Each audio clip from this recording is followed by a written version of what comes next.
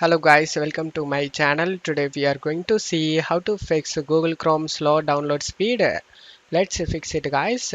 You just need to open up Chrome and select the three dot icon and select delete browsing data. You just need to check mark cookies and other site data and cached images and files. And after that set this to all time and select delete data. After getting done, you just need to select the puzzle icon and select manage extensions.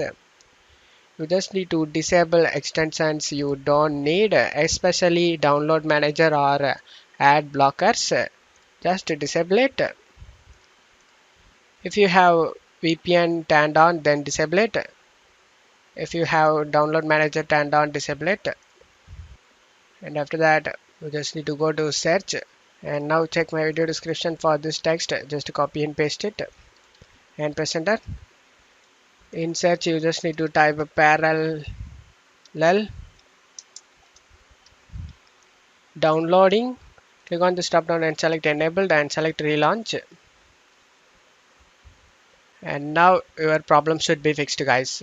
And that's it for today's video guys. Give me a like and subscribe. Thank you.